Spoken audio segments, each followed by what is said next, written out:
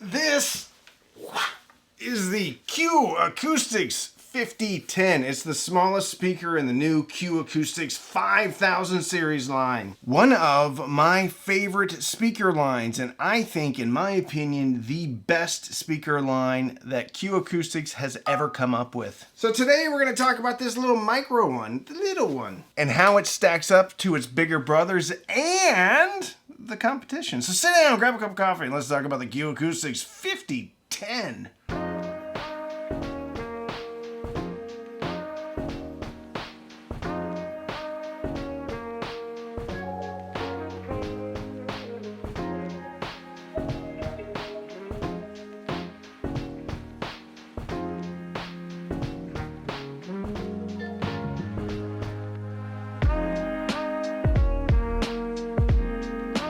The Q Acoustics 5000 series line is made up of a few speakers. From smallest to largest, you have the 5010, which is this one. You have the 5020, which I have here as well.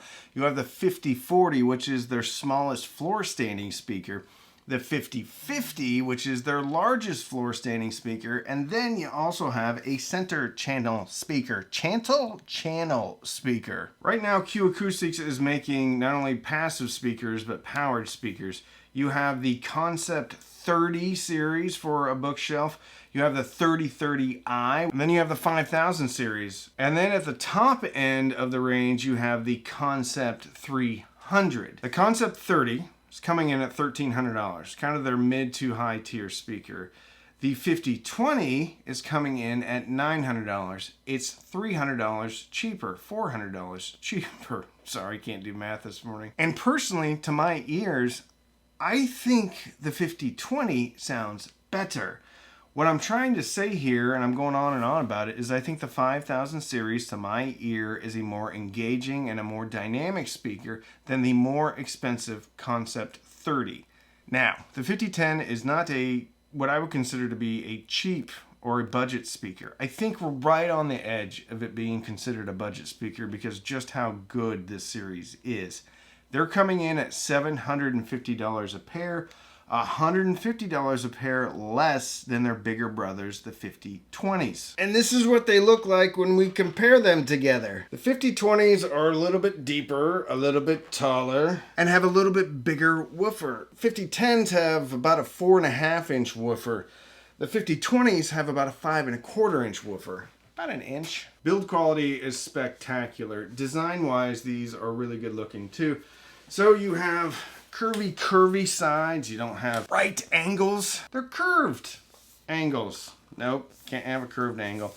On the bottom, you have some bumper feet, and then you also have an option of threading these into a stand. The woofer and driver tech they have going on is a bit of a trickle-down technology from the Concept series. The driver is a continuous cone woofer. Tweeter's got something special going on too. A lot of the time, all that stuff is just a bunch of marketing marketing speak. But in this case, whatever they're doing, I think is working, and it's working across the entire line. On the back, you have a single set of really cool flush-mounted binding posts. If you look at them, they barely protrude from the back of the speaker, and then you have a single port. Nice and heavy. Nice and bottom-weighted, too. Ooh.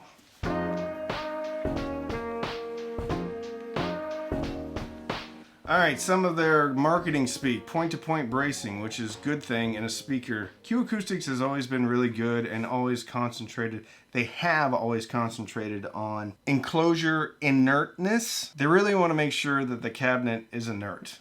And that's a good thing, so that we're just hearing what's coming from the speakers, the drivers. Now, sometimes a big box has a little bit of box resonance at a certain frequency. It kind of adds to the musical experience.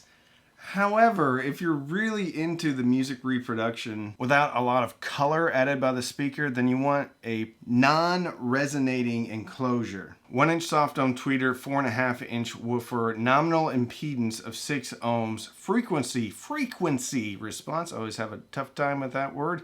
56 hertz up to 30,000 hertz. And 56 hertz on a speaker, that's this size. Not too shabby. Let's do the woofer test. Oh yeah, listen to that. 86.3 dB sensitivity. Maybe need a little bit of juice on this. I'll tell you which amplifiers I had on it next. Comes in at 12.3 pounds a piece, which is good, solid weight for a speaker this size. If you threw this from a second floor to your friend down below, it could go wrong. There is a risk of serious injury if you throw this speaker a long distance. Handle your speakers responsibly.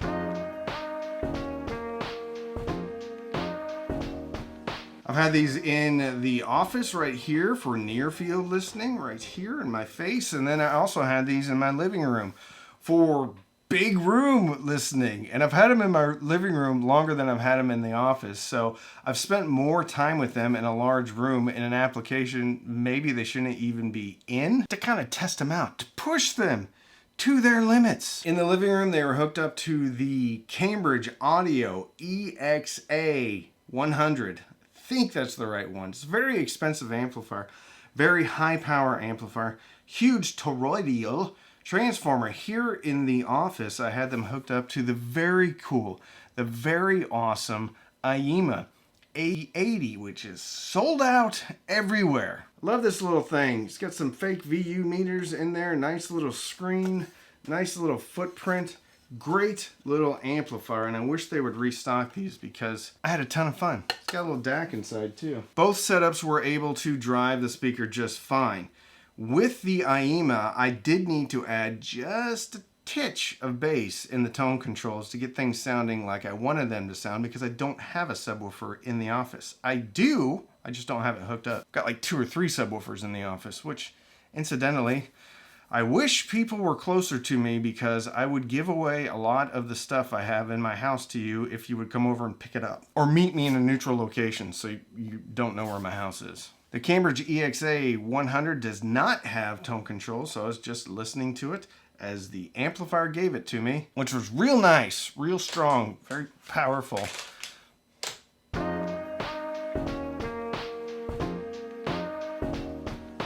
As far as bass presence, bass punch goes, there's surprisingly a lot of it. And depending upon the amplifier you have, you're probably going to be shocked. You're going to be amazed at how much, ouch, there we go, punch this little speaker has.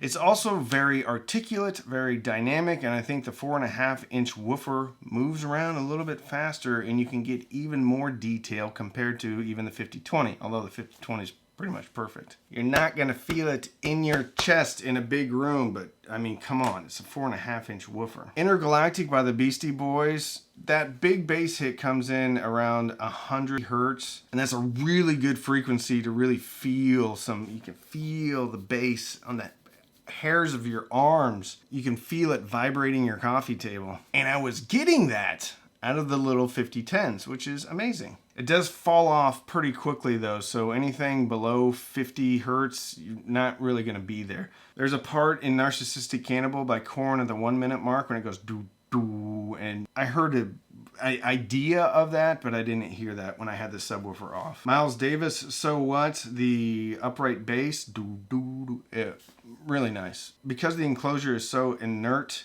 and because these speakers are so small and you can get them away from the wall, you can get yourself up into them, the soundstage and imaging of the speaker is next level. As good, if not better, than the 5020s.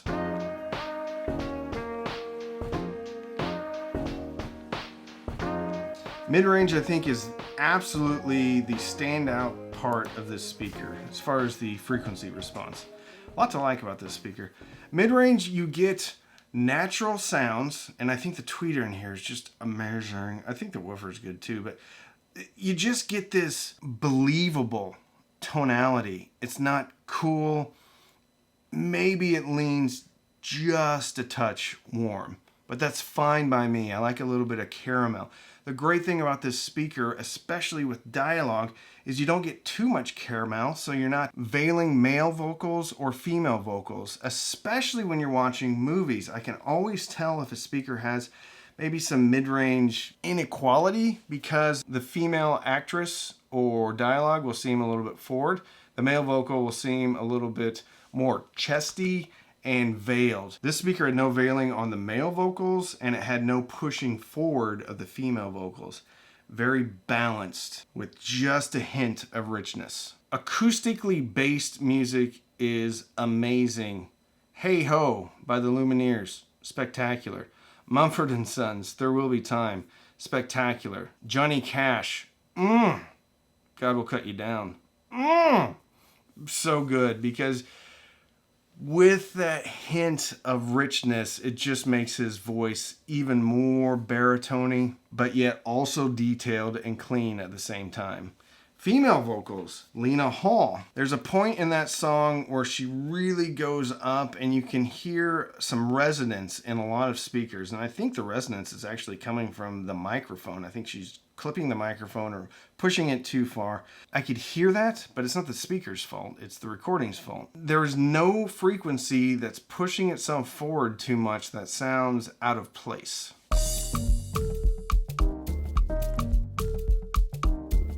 Steve Winwood, Higher Love, whole bunch of percussion going on at the beginning of that song. Percussion, oftentimes with a soft tone tweeter, especially rim hits, any type of metallic instruments, any type of wood to metal striking, sometimes can sound a little bit unnatural. On a soft tone tweeter, sometimes you don't get the crack, the snap, the pop. On aluminum dome tweeter, you will get very good impact, but then the rest of the treble will sound a little bit off and not necessarily natural.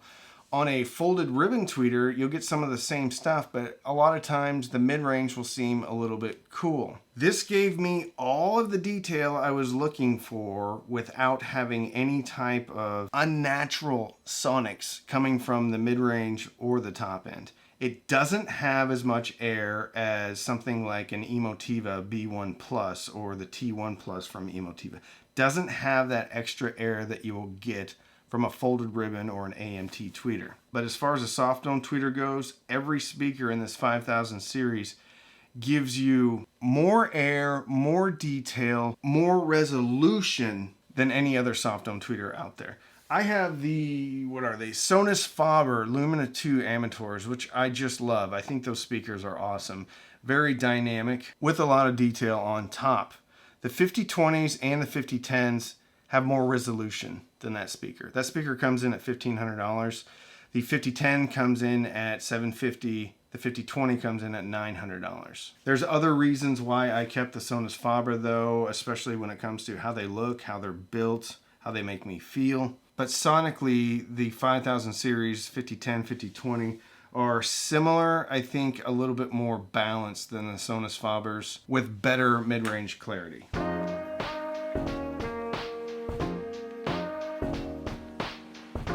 Some speaker lines sound very different from speaker to speaker, especially when you go up the line when it comes to a larger woofer, because most of them all share the same tweeter size, the same tweeter in general. The variable in that equation is woofer size. The 5010 maintains that same sonic vibe, the same natural tonality in the mid-range, the same excellent top end from a soft dome tweeter, the same dynamic impact that I think is better on the 5000 series than the Concept series, with a slight warm caramelly lean in the mid-range.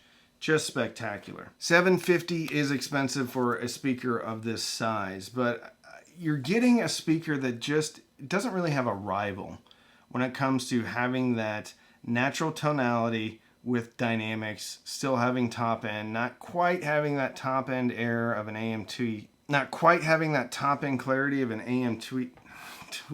I keep saying AM Twee. Not quite having the top end clarity of an AMT.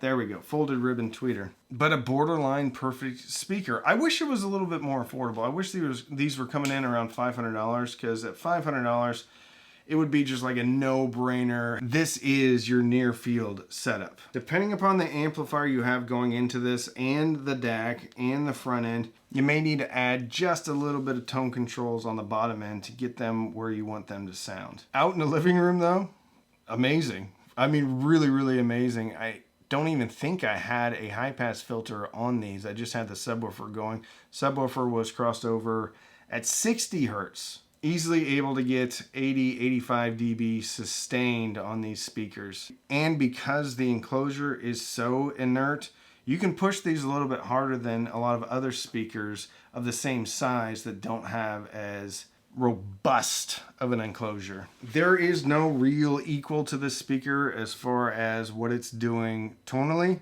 If you're after a bit of a similar sound, I would look at the new ELAC Debut 3.0, the 5¼ inch version, but you're going to have to go into tone controls and adjust the treble up a little bit.